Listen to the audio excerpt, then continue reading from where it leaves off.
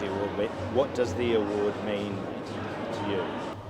Yeah, it's very special and honoured to be recognised amongst other really good players of the special club, and I'm just really honoured, and something I'm sure I'll look back on and probably be amongst other good players for the rest of my life, and something that's really special. In terms of your season, why were you able to have such a strong season? I know it's a really general question, but what are some of the major factors to it? Yeah, I think I put together another good pre-season and worked really hard on my game, and I feel like got good relationships with all my coaches. I've spent at the club for a while, and then the addition of Josh Carr, I think he pushed me and made me want to get better and challenge me, and I think we probably have similar traits. We're pretty competitive people, but we also have a good fun side to us as well, and I think we were able to really gel, and I think it makes playing footy and doing the job a lot easier when you have people that make you want to do it good, and I feel like Nathan Bassett, Chad Corns, Josh Carr, Kenny, I feel like there's a good mix there, and I feel like they're very passionate people, and that gets passed down to their players. Did Carrie bring anything specifically new to your game coming across this year? Yeah, I think he challenged me to take it on more and use my strengths more, and go after the game a bit more, and I think he took my stoppage work to another level, my body work, and he put a lot of time in that area, and I think he also just challenged me to do the simple things well, and not try and do anything too crazy or feel like I have to do more than I have to do. I think he kept it pretty simple and fun as well, and I think I really enjoyed that. What about the midfield move in general, mate? How's that been, and how long were you having to knock on Kenny's door to ask for more midfield time? Yeah, I've definitely been trying to get in there for a little while now, and I played a lot of my junior footy back home in the midfield, and then probably once I got a bit older, I was still pretty small, so in the state and representative teams I probably played that small forward role, and I knew once I could get my body and get a few more pre-seasons in me that I'd be able to compete at AFL level in that role and perform, and I felt like it probably took me a little bit, but I felt like I was able to get some reward this year, and more on a team base. I think I was just happy to be a part of a successful team. I know we didn't go all the way, but winning is everything, and I feel like that's why you play the game, and I felt like I was amongst a really good team this year. How do all of these accolades sit with you? Because this obviously follows the Most Courageous Award, your AFL Coaches Association Award, you're fourth in the Brownlow. Did you go into this season thinking any of that was at all possible?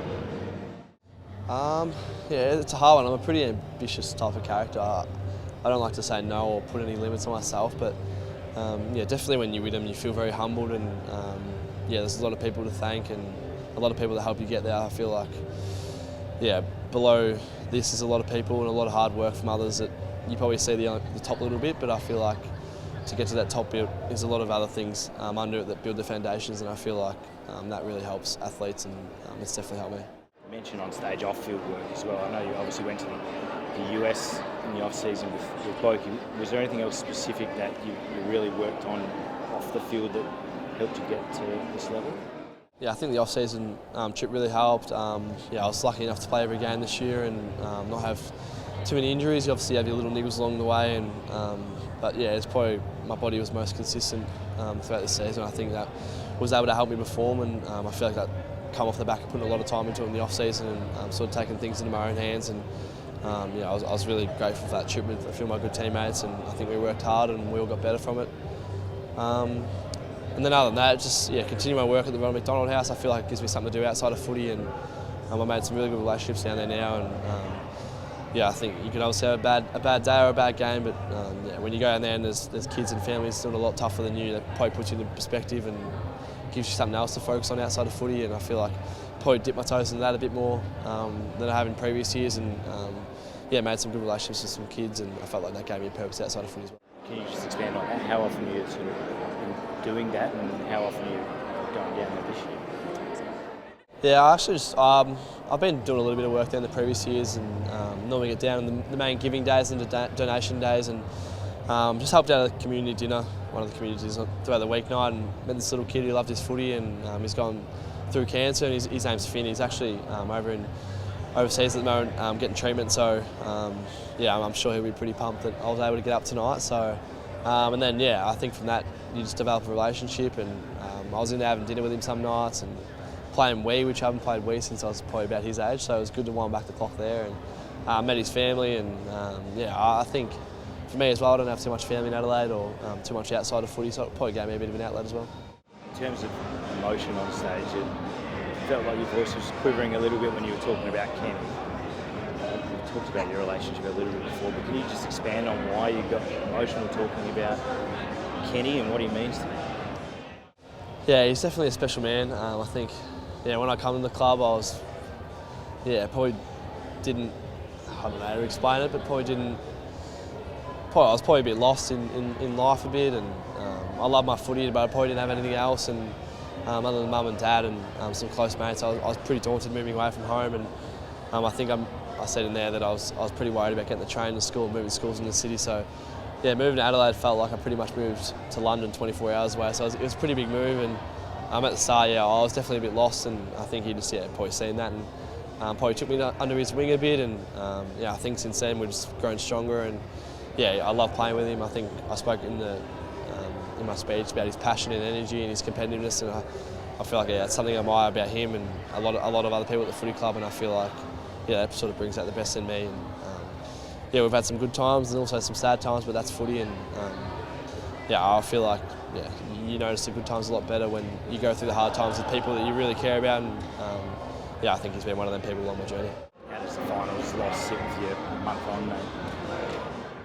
Yeah, it's definitely tough. I feel like getting back home has definitely helped probably switch off a bit, and I feel like I've been able to switch off, and probably haven't stopped training too much, but that's just me, and that's what keeps me probably sane and keeps me motivated, and it's part of my routine when you don't do anything, and you sort of, it's like when you rock up to work, you have your routine, you probably grab your coffee. It's like I'm no different. I get back home and probably have a few days off, and then I feel like I need to get back down the oval and just get better, and I feel like that's why I enjoy training and playing, and I love rocking up with the club every day because I like trying to get better and see what I can do.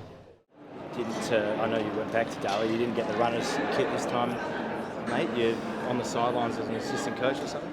Yeah, I was sitting up with the coach. I didn't say too much, but for me it was just like 6-7 blokes that I played all my juniors with, and I've been telling them for 4 or 5 years now since I won mine that it was the best day of my life, and when they all won it, they come up to me and said, "Yeah, you were right, mate. It is the best day of my life." And I think I was just probably would rather be in other places back there celebrating with them, but also grateful that I was able to watch it and celebrate it with them. And it's a special footy club, and there's a lot of people that helped me get to where I am today back there, so I'm very grateful for that. Different level, obviously, mate, but to seeing not only Collingwood, but seeing your best mates enjoy that sort of success spark anything in terms of trying to enjoy that with this group of mates next year? Yeah, it does. Yeah, it does. I don't think it takes too much to spark me, though. I feel like naturally I like competing and getting better and working, but it does definitely add that edge. And I was actually at the granny earlier, but I couldn't stay and watch. I just didn't want to really watch the footy, but I'd much rather be out there playing, and definitely seeing your mates win and have that success, and I think the memories you create, it's definitely something you want to be a part of as a player, and although these awards are good, I'd much rather team success than other awards. Did you say you went to the Collingwood? I went before it for a few lunches, but I didn't hang around, so actually just drove home, watched it with a few mates, and As in you didn't want to watch it? Or?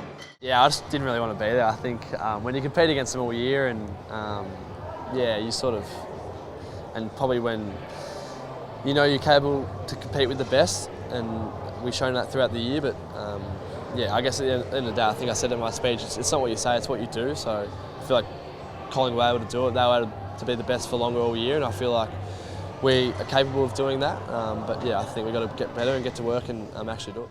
Club's looking for a new captain. You're going to put your hand in the ring, hat in the ring, rather, for that? I think I'll let people much higher than me make them decisions. I feel like that ambition, though? To be honest, I probably haven't thought about it too much at the moment. I've been back home in Darley, just mum and dad, and playing golf every second day, and training and fishing. I've taken up fishing lately, so I've enjoyed my fishing, and I've been trying to probably switch off a little bit. But like you said, it's pretty hard as well because I kick the footy most days, so it's hard to switch off at the same time. Contract-wise, you're coming into a contract year, mate. I know that the club have super keen to tie you down long term. Do you want to be here long term? Do you expect to sign a long term or a deal over summer? Yeah, I'm in chats with my manager, and I think we're all on the same page, and we're all pretty comfortable with how things are tracking. And yeah, I think it's pretty evident that I like the footy club, and I like playing with my best mates here, and that we've got a really good young core and some really good senior players too at the footy club. So I think we're in good stead, and yeah, I definitely want to be a part of that going forward. Just in closing, mate, plans this off season? You're obviously spending a bit of time in Darwin. Have you got any other plans? Yeah, mostly just back home. I'm going to Bali for a bit, start up a little business over there with one of my mates. So me, mum and dad and some family, and one of my mates and a few of my mates will go over there, and then from there doing the Kokoda Trail. So I like to get, like probably said it last season, I like to get something in there, something a bit challenging, something I haven't done before. So yeah, been doing a little bit of training and hiking back home for that, so that's excited me, and kept my mind ticking, so that's been good. Confident the team can challenge again next year? Yeah, I'm definitely confident. I think obviously we've got work to do and that we have to get better, and we know that, and I think I'm really excited about what, probably saying this, but I'm still 23, but probably the younger players can do. I think Jason, Miles, Lockie Jones, players like that, even Hugh Jackson and Mitch Georgiades coming back from his knee, I think, yeah, there's so much talent there, and I think, yeah, if they can work hard and get better, I think they'll go a long way to making us good. Anything else you want to add, mate? Otherwise, I'm done. I just want to ask you a question about family, and obviously they're very important to you about emotional motivations after something like this started there, and Yeah, they've been super for me. I think I didn't grow up with a big family or anything. It was sort of always pretty small, so we were sort of had to stick together, and I feel like my parents did a lot of hard work early in my life to sort of give me a chance to get to where I am today, and I'm very grateful for that. And yeah, I feel like yeah, what I do now is probably just to repay the faith a bit and give back, and yeah, I like seeing them happy, so I think if I get a kick every now and then it makes them happy, so I think that's just probably me doing my bit for the family.